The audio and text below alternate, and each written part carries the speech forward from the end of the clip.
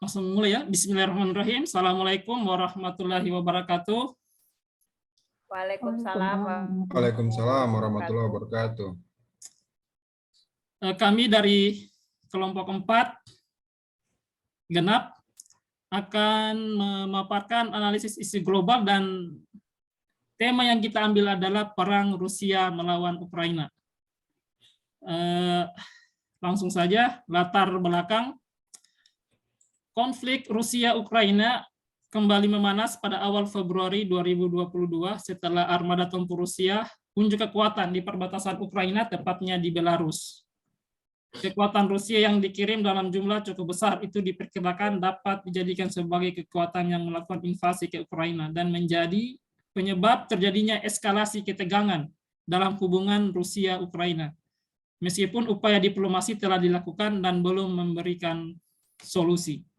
Nah, kemudian penyebabnya ini ada beberapa penyebab, ada 5, ada sejarah, keamanan, politik, separatisme, dan ekonomi. Nah, secara sejarah, bahwa kejayaan masa lalu menjadi salah satu teori yang patut disorot. Hal ini diperkuat dengan retorika Presiden Putin beberapa hari sebelum penyerangan Presiden Putin. Berkata bahwa Ukraina adalah bagian lama dari Rusia.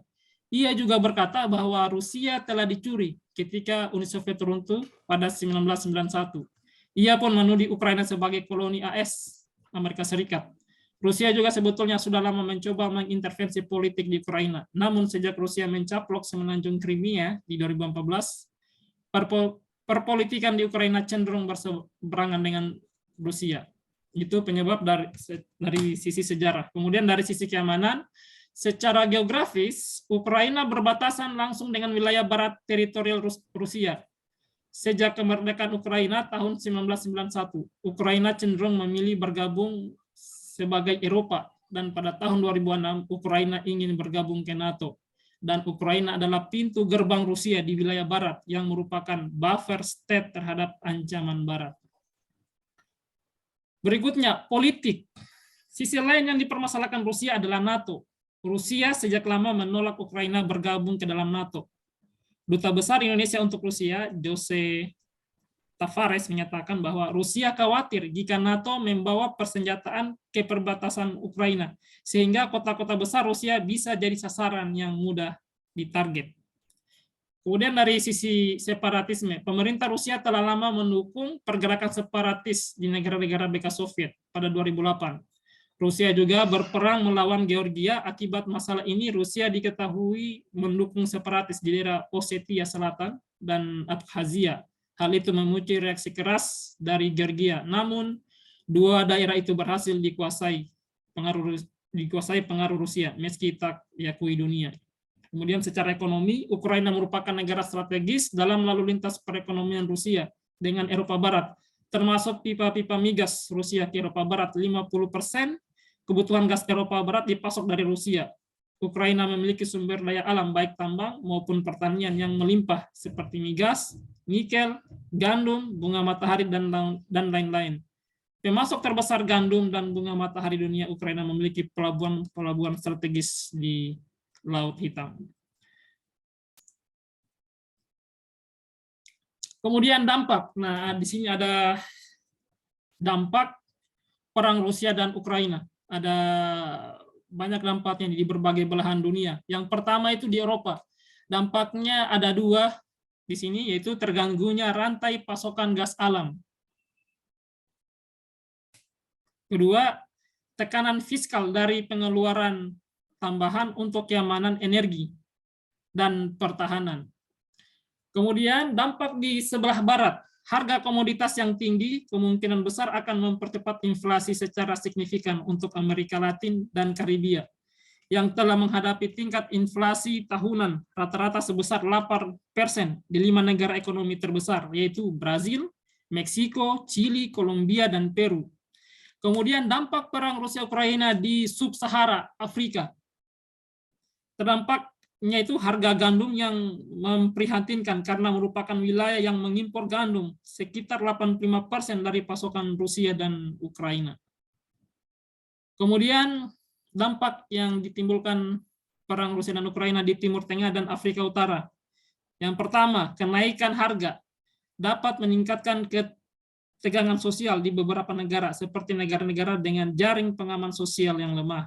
Kemudian, kedua, sebagai tujuan wisata populer untuk Rusia dan Ukraina, pengeluaran wisatawan akan menyusut. Kemudian penyebab perang Rusia dan Ukraina di Kaukasia dan Asia Tengah, yaitu menghadapi risiko penurunan ekspor energi akibat sanksi pembatasan perdagangan yang meluas di jalur pipa Rusia. Kemudian di dampak perang Rusia dan Ukraina di Asia Pasifik, yaitu dampak dari Rusia kemungkinan terbatas mengingat hubungan ekonomi tidak terlalu erat, tetapi pertumbuhan yang lebih lambat di Eropa dan ekonomi global akan berdampak besar pada eksportir di Asia Pasifik. Efek terbesar pada neraca berjalan akan dirasakan oleh importir minyak mentah seperti ASEAN, India, dan negara wilayah perbatasan.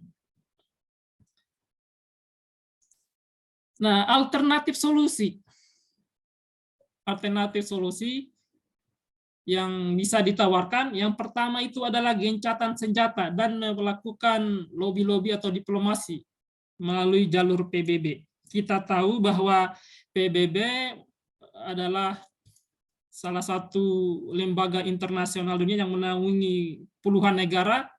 Walaupun di sini Amerika mempunyai hak veto, tapi mau tidak mau, Rusia dan Ukraina adalah bagian dari dunia ini. Maka PBB bisa ikut campur untuk menenangkan kedua negara. Sehingga bisa melakukan lobby-lobby, gencatan senjata. Ini adalah solusi dalam jangka pendek. Dan solusi untuk jangka panjang adalah merekomendasikan kepada negara Ukraina agar netral, tidak memihak kepada salah satu pihak, baik Rusia maupun dengan Amerika yang membawahi NATO, dan merekomendasikan juga ke Ukraina agar tidak bergabung ke NATO, karena kalau Ukraina bergabung ke NATO, maka secara otomatis Amerika dan negara-negara sekutunya bisa secara bebas membawa peralatan-peralatan perangnya di Ukraina. Sementara tadi di sini disebutkan bahwa Ukraina itu adalah disebut sebagai buffer state terhadap ancaman Barat, terutama Amerika dan sekutunya. Sehingga kalau Ukraina dikuasai oleh Amerika dan NATO, secara otomatis keamanan negara Rusia berada dalam ancaman yang sangat besar. Makanya Rusia itu sudah mewanti-wanti dari dulu agar Ukraina tidak bergabung dengan NATO. Sekian, terima kasih. Assalamualaikum warahmatullahi wabarakatuh.